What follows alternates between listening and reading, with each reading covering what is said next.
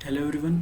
तो हमारा जो क्वेश्चन है वो ये है कि a single riveted single cover butt joint in plates 16 thick is made with 20 rivets at the rate 60 gauge length. The thickness of the cover plate is 10 Calculate the pull per gauge length at which the joint will fail and also the efficiency of the joint.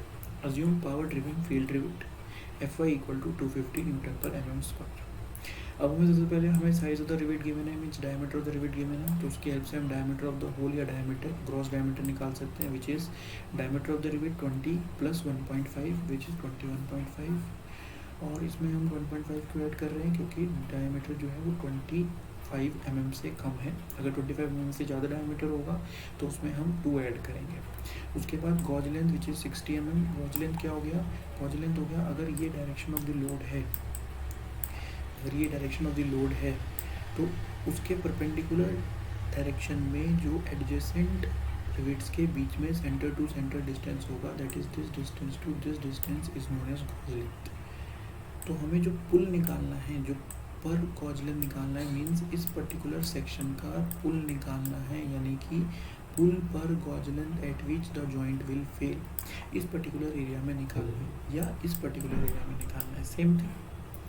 Second, और हमें क्या given है, और हमें given है कि हाँ, cover plate की थिकनेस 10 है। हमने यहाँ बट जॉइंट यूज़ किया है, जिसमें हमने single cover butt joint use किया, तो एक कवर यूज़ करी है, इसकी थिकनेस जो है वो 10 है। अब अगर इसमें हम शेयर प्लेन की बात करें तो इसमें एक ही प्लेन है जो शेयर प्लेन है, तो इसलिए ये सिंगल शेयर का केस है। अगर ये डबल कवर बट जॉइंट होता तो ये डबल शेयर का केस होता या फर्दर। अभी ये सिंगल शेयर का केस है, नो प्रॉब्लम। तो सबसे पहले हमें निकालना है कि पुल पर गॉज लेंथ, यानी हमें स्ट्रेंथ ऑफ द जॉइंट निकालनी है। स्ट्रेंथ ऑफ द जॉइंट निकालने के लिए हमें स्ट्रेंथ ऑफ द रिवेट निकालना पड़ेगा और स्ट्रेंथ ऑफ द प्लेट निकालना पड़ेगा। उसमें से जो मिनिमम होगा वो strength of the riveted joint हो जाएगा। तो सबसे पहले हमें निकालना है, सबसे पहले आ जाता है, सबसे पहले हमें निकालना है रिवेट वैल्यू। रिवेट वैल्यू क्या होती है, रिवेट वैल्यू हमें स्ट्रेंथ ऑफ द रिवेट देती है। तो rivet value is equal to minimum of P S या पी बी, इन दोनों में से जो मिनिमम होगा वो उसकी रिवेट वैल्यू कहलाती है, यानी स्ट्रेंथ ऑफ द रिवेट कहलाती है। पी एस क्या होता है, पी एस उसकी shear strength of the rivet होती है और पी बी उसकी bearing strength of the rivet होती है। रिवेट जो है वो फेल करेगा या तो शेयर स्ट्रेंथ में या बियरिंग में, शेयरिंग में या बियरिंग में, उसमें से जो मिनिमम होगा वो उसकी स्ट्रेंथ कहलाएगी। तो फॉर्मूला क्या है, नीचे देखते हैं। सबसे पहले फॉर्मूला जो है वो ये है कि shear strength is equal to number of shear plane that is n S, number of riveted lines that is n r, pi into d g square into sigma s. अलग अलग एब्रीवेशन से लिख सकते हैं इसको, लेकिन मैंने यहाँ पर इनको इस तरीके से लिखा है जो मुझे याद हो सकते हैं। ठीक है, आप किसी और तरीके से भी लिख सकते हैं। तो N S number of shear plane हमने देख लिया एक है, number of riveted line single riveted है तो एक ही है, पाई/4 इंटू ग्रॉस डायमीटर हमने कैलकुलेट कर लिया विच इज़ 21.5 उसके बाद सिग्मा एस, सिग्मा एस जो है वो permissible shear strength of rivet है, जो कि पावर ड्रिवन फील्ड रिवेट के केस में 90 न्यूटन पर स्क्वायर होती है। यहाँ से देख लिया, ये हमें याद करनी पड़ेगी वैल्यू।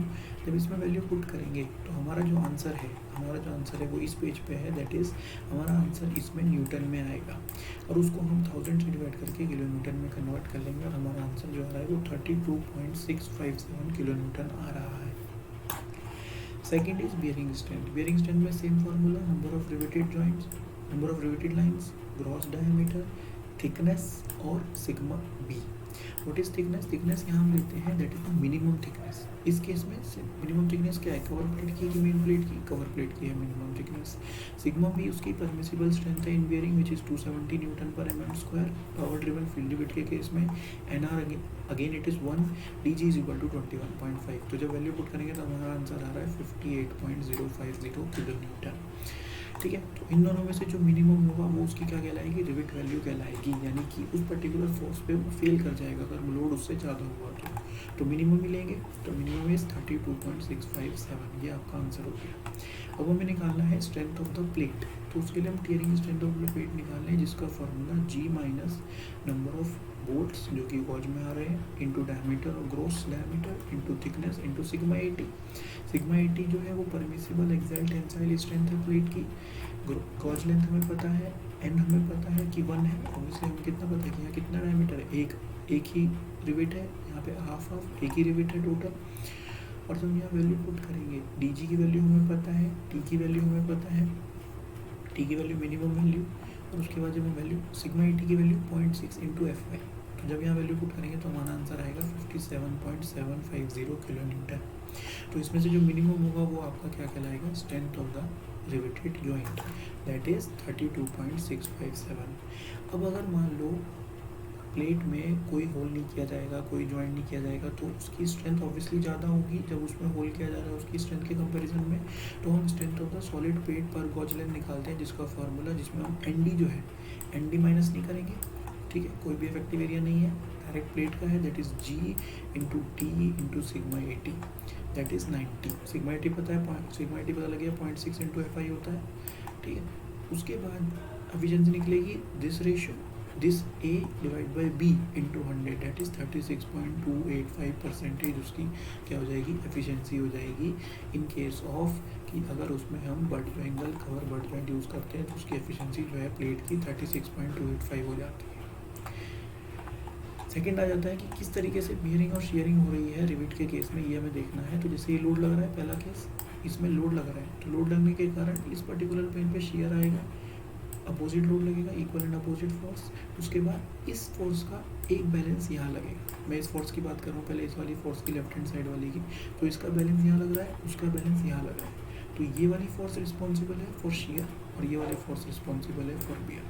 एक बार क्लियर देख लेते हैं, जो इस फोर्स का रिजल्टेंट है जो अपोजिट डायरेक्शन में लग रहा है, इस डायरेक्शन में, ठीक है, तो इसका जो फोर्स है, ये वाला जो फोर्स है वो रिस्पॉन्सिबल है किसके लिए, शेयर के लिए, और ये है बियर के लिए। तो ये दो फोर्स हमने कैलकुलेट करी, इसमें से जो मिनिमम होगा वो उसकी रिवेट वैल्यू कहलाएगी, फिर उसको कंपेयर करेंगे हम tearing strength of the plate से, जो उसमें से मिनिमम कहलाएगी, उन दोनों में से जो मिनिमम होगी वो आपकी strength of the riveted joint होगी, और इस तरीके से शेयर और बियर में हमारा जो रिवेट है वो फेल करेगा।